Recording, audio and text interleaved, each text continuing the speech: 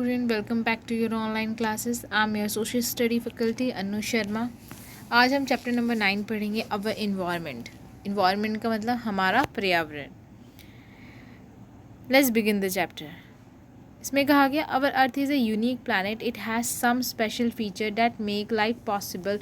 यह कह रही जो हमारा अर्थ है एक यूनिक, एक सबसे अलग ग्रह है जहाँ पर हर जिंदगी जो है वो संभव है.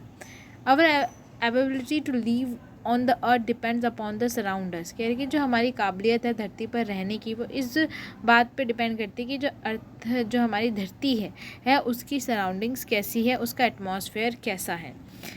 कह रही कि जो अर्थ, जो धरती है, ठीक है उसका जो नेचुरल कंडीशन है वो इंसानों के जीने लायक है, इसलिए हम यहाँ पर जी पा रहे हैं.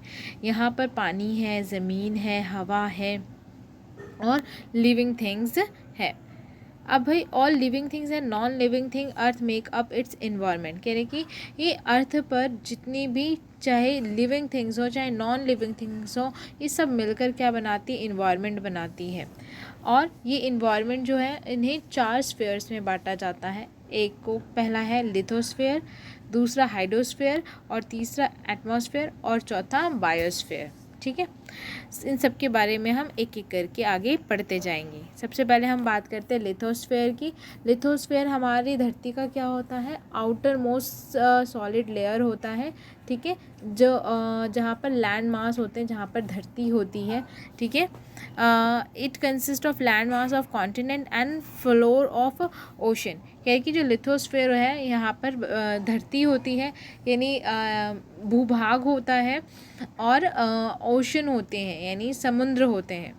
It is made up of solid rock and soil. और ये जो लिथोस्फीयर है वो रॉक और सॉइल, मिट्टी और पत्थरों से बना हुआ है. इसे क्रस्ट भी कहा जाता है, जो कि अर्थ का सबसे ऊपरी लेयर होता है और सबसे थिनेस्ट, सबसे पतला लेयर परत होती है. that a layer of soil that is suitable for growing crop. ये जो लेयर होती है वो अनाज उगाने के लिए सबसे उपयोगी होती है.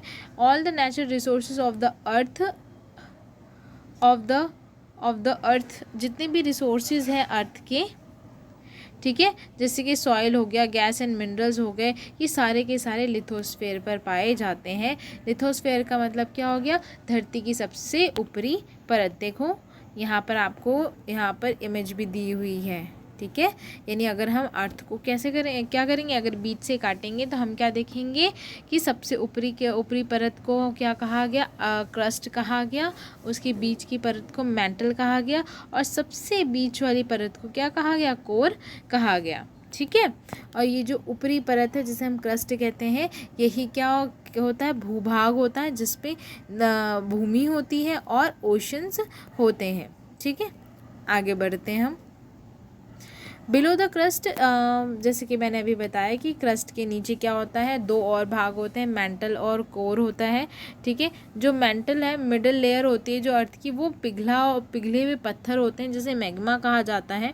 ठीक है, the layer can be found below the continents and under the ocean. ये जो लेयर होती है ये कॉन्टिनेंट यानी ये जो भी धरती होती है, जो भूमि होती है उसके नीचे होता है या ओशन के नीचे होता है, यानी धरती के गर्भ में ये पाया जाता है. ठीक है, उसके बाद क्या है, उसके बाद अगर हम धरती के नीचे और जाते हैं तो जो टेम्परेचर है वो बढ़ता जाता है, प्रेशर भी क्या होता जाता है, बढ़ता जाता है.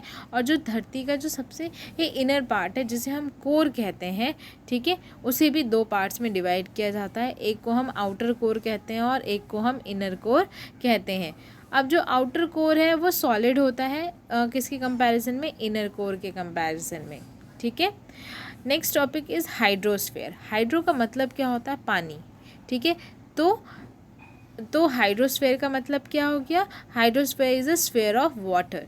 इसका मतलब क्या हो गया, पानी का स्फीयर यानी पानी का गोला, यानी ऐसी जगह है जहाँ पर सिर्फ पानी पानी है, उसे क्या कहा जाता है, हाइड्रोस्फीयर कहा जाता है. अभी हमने पढ़ा ना कि अर्थ को, जो धरती है अर्थ, ठीक है, उसे 4 भागों में बांटा जाता है.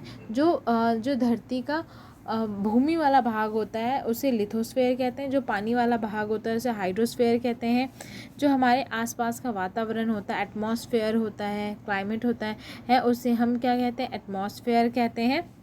और बायोस्फीयर क्या होता है, जो हमारे धरती के चारों तरफ का जो पर्यावरण है, जो एटमॉस्फेयर होता है उसे हम बायोस्फीयर कहते हैं। ठीक है, आगे देखते हैं। अब ये जो हाइड्रोस्फीयर है इसमें ocean, streams, lakes, ground water ये सारे के सारे इंक्लूड किए जाते हैं, यानी समुद्र हो गए, नदी हो गई, नदी, नहर, नाले, ग्राउंड वाटर ये सारे के सारे, या फिर ये सारे के सारे वैसे तो हाइड्रोस्फीयर होते हैं। और इनमें फ्रोज़न वाटर यानी जमे हुए जो बर्फ़ के ग्लेशियर हैं उन्हें भी हाइड्रोस्फीयर में ही इंक्लूड किया जाता है, जो कि अंटार्कटिका और आर्कटिक जैसे जगहों पर देखने को मिलते हैं। देख रहे हैं आप पिक्चर में दिखाया गया हाइड्रोस्फीयर, यानी जहाँ पर पानी होता है उसी पार्ट को हाइड्रोस्फीयर कहा जाता है। Our earth is also known as a watery planet और blue planet as water cover 71% of earth surface. ये हमारी अर्थ को जो है वो वाटरी प्लैनेट भी कहते हैं या ब्लू प्लैनेट भी कहते हैं। क्यों कहते हैं? क्योंकि हमारे अर्थ का 71% भाग जो है वो पानी से ढका हुआ है, जिसमें से 97% जो पानी है वो किसका है? ओशन का, यानी ये समुद्रों का पानी है जो कि नमकीन होता है, जो पीने योग्य पानी नहीं होता। बाकी 3% जो फ्रेश वाटर होता है या तो हमें उन जमे हुए ग्लेशियरों के पिघलने की वजह से मिलता है या नदियों से मिलता है। ठीक है, water on earth is constantly moving, या फिर हमें बरसात होने की वजह से इवेपोरेशन, कंडेंसेशन और प्रेसिपिटेशन की वजह से जो बरसात होती है उसकी वजह से हमें फ्रेश वाटर मिलता है। इसके बाद यहाँ पे बताया गया है कि इवेपोरेशन क्या होता है। इवेपोरेशन वो प्रोसेस होती है जब जो पानी होता है वो सन की गर्मी यानी सूरज की गर्मी से भाप बनकर क्या हो जाता है? उड़ जाता है, यानी ओशन, लेक्स और रिवर या पाउंड का जो पानी होता है सूर्य की गर्मी से भाप बनकर उड़ जाता है, स्टीम बनकर उड़ जाता है, उसे इवेपोरेशन कहा जाता है। उसके बाद वाटर वेपर होकर जब वो ऊपर उड़ जाता है, ऊपर जाके वो क्या होता है? ठंडा होता है। ठीक है, और क्या बना देता है? बादल बना देता है, जिसे हम क्या कहते हैं? कंडेंसेशन कहते हैं। उसके बाद क्या होता है कि बहुत बड़े जो क्लाउड्स होते हैं, जो बादल होते हैं वो जुड़ते जाते हैं, इकट्ठे होते जाते हैं और हैवी हो जाते हैं, और जब वो अपना लोड यानी जो बादलों में जो पानी जमा होता है जब वो उन्हें होल्ड नहीं कर पाते हैं तो क्या हो जाता है? वाटरफॉल हो जाता है और बरसात हो जाती है। उसी को क्या कहा जाता है? प्रेसिपिटेशन कहा जाता है। इसके बाद ये प्रोसेस इसी तरीके से चलता रहता है।